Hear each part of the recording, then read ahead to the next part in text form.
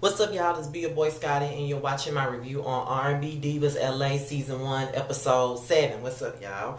I am fresh up out of the shower. I am fresh. Like, I literally just got out the shower and tried to dry myself off just a little bit before I did this video, because I'm trying to do one thing, a couple of things at once. Like, try to get dressed and then, you know what I'm saying, do a video all at the same time. So, that's what I'm trying to do. So, anyway, let me just get right into it. I had to watch the episode again because, something has been up with my sleeping schedule this week. That's why I ain't really been, quick with the videos. I know everybody was wondering because, the Ghetto View tweeted me today and asked me what was going on because, she thought something was up with me because I ain't been doing what I'm supposed to do. But I've been falling asleep a lot. Like, my sleeping schedule was just all off right about now. You know what I'm saying? Because last night I was watching Big Brother, fell asleep on that, and really didn't, get a chance to see R&B Divas. I didn't get a chance to watch that until, later on because I had it on DVR. So that's the only reason why I even seen it. That's the only reason why I even seen it. And I had to watch it again just so I can make my notes and whatnot. So, that's pretty much what that is about. So, let me just get into the video. And please do expect a Big Brother 15 review tonight on the live eviction. I do a review every week on a live eviction. So, you know what I'm saying? It is what it is. Hopefully I don't fall asleep.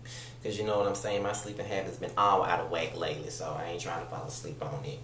So let me just get into the review. It really wasn't much for me to speak on. This episode really wasn't all that.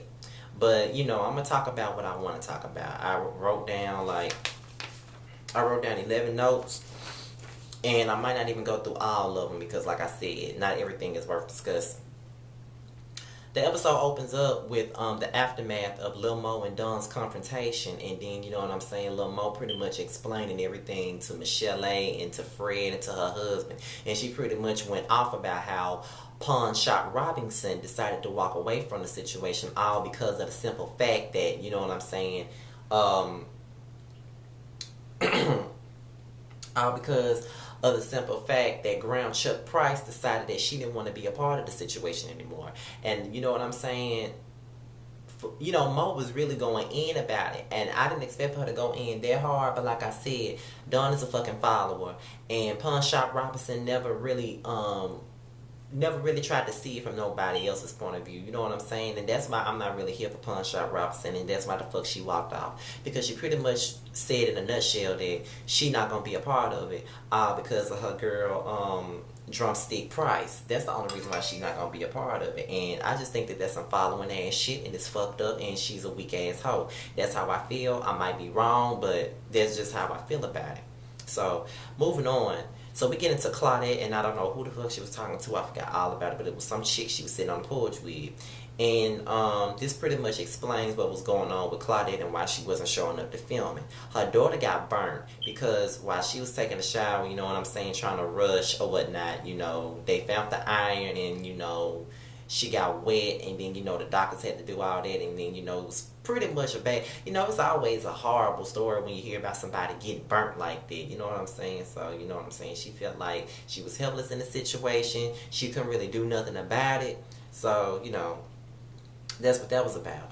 Now, we get into Lil Mo, and she fills in Michelle A. and Shantae Moore about her situation with Pawn Shop Robinson. She pretty much going off, pretty much letting them know, pretty much recapping on everything that happened with Pawn Shop Robinson and why she went off on Pawn Shop Robinson. And like I said, I really do feel like Lil Mo was well within her rights. Do I think that she should have went that ham on Dawn? I don't think so. I think that the same energy, even though I do think that she should have read Dawn, I still believe that she should have read Quarter Pounder Price the same way that she read Pawn Shop Robinson. That's my fucking opinion, but it is what it is. So Michelle A. discusses her new music. She was in the studio doing like an 8-track. I'm thinking it's an 8-track EP. That's what I'm thinking she's doing. And, she's sitting here talking about how she wants to get new fans because she's been gone for a long time. And she said 12 years she been gone. I didn't remember her releasing no album in the 2000s. I really don't remember her doing it. The only thing, but really though, the only song that I remember by Michelle A is Something in My Heart. And I think that's a song that everybody remembers, and the only song that everybody remembers by Michelle A. And she also did a show. And I wish that they would have showed her performing a song that we actually knew, because the shit that she performed on that stage, I didn't know nothing about it, pretty much.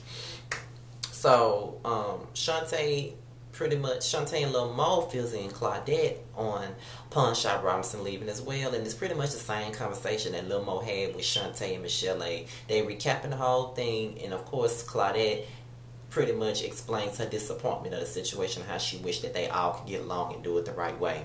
So we get into Claudette meeting up with Rodney Jenkins, and she pretty much trying to find a sound, and she wants to be more than just your typical R&B singer singing the R&B love ballads, which I can't really be mad at, because I think that Claudette's look and her voice is more universal. I think she can captivate both the R&B and the mainstream audience. She just has to have the right material.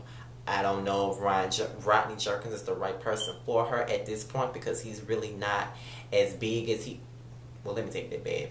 You know, literally he is as big as he once was, but I don't know as far as musically is he as big as he once was to bring that up out of her, because, you know, the last thing I remember him working on was Keisha Cole's latest CD, and that shit sounded dated, so I don't really know if that's really gonna be the right move, but we'll see. I'm not really gonna judge, but we'll see about it. So we get into the photo shoot that they doing for Control magazine or whatnot, and there's the only people that's there is Michelle A and Lil Mo, Claudette, whatever, and Shantae.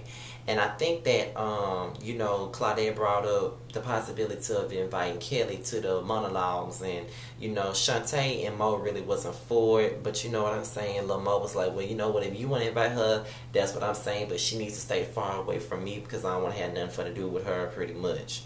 So we get into Shantae, Lil Mo, and Claudette and Michelle A talking about the monologues with the life coach, and they talking about their struggles with the monologues, and how they're gonna be discussing certain things for the very first time, stuff that they didn't even discuss with friends or family.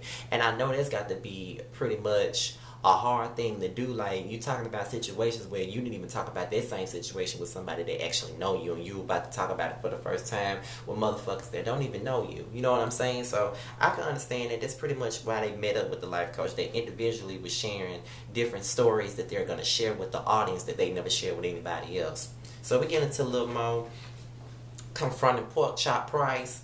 And from the moment Pork Chop Price came into the situation, she automatically had a motherfucking attitude. And that really made me want to slap her ugly ass in the face. Because, first of all, her attitude is disrespectful. Second of all, her body is disrespectful. And third of all, her hair is rude as a motherfucker. So those are three fucking things that really made me off top get annoyed by Cooler Ranch Chip Price. That really made me annoyed by her from the very beginning. She didn't want to hear nothing that Lil Mo had to say, and Lil Mo came at her as a friend trying to see why the fuck she wasn't speaking to her, why the fuck was she being shady, and she had nothing else to say, pretty much trying to accuse everybody of stealing her idea when that really wasn't the case. You know what I'm saying? Like, you ask these women to be a part of the shit, and then come to find out you're booked. I mean, you're so booked to the point where you can't even do shit. Like, pretty much the monologues wasn't your fucking priority. You know, your performances at Piccadilly, Rhymes, and Golden Corral was pretty much your priority at this point. So that's why they looked and found another fucking director in the first place. So I really didn't understand why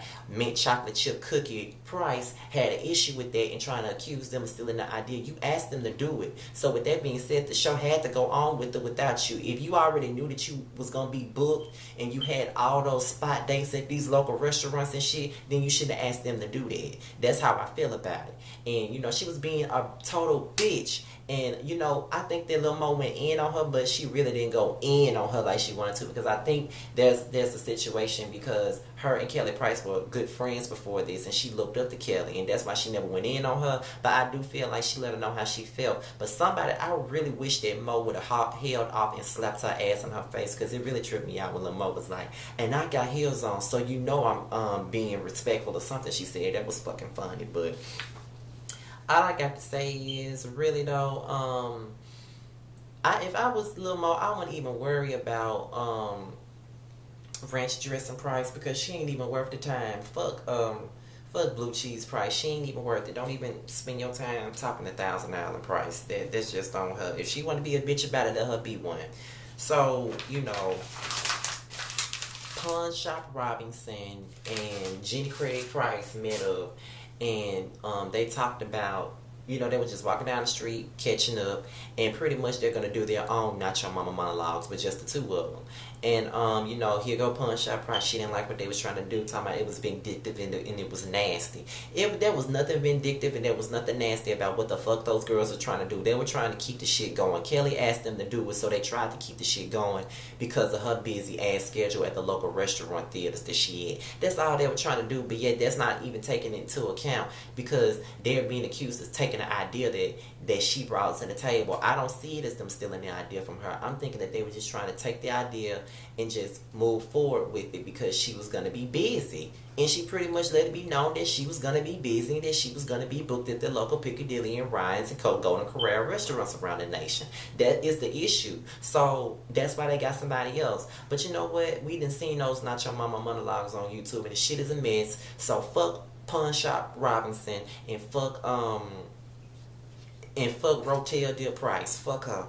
And with that being said, y'all, this is my review on R&B Divas LA. I'm sorry if it wasn't all that good, but the episode really wasn't all that good to begin with. So I had to work with what I had. Be on the lookout for my Big Brother 15 eviction review later on tonight. And I'm out of here, y'all. Follow me on Twitter at www.twitter.com/Mr_still-standing without the G. And follow me on Instagram at King of the South 23. And I'm out of here, y'all. Peace.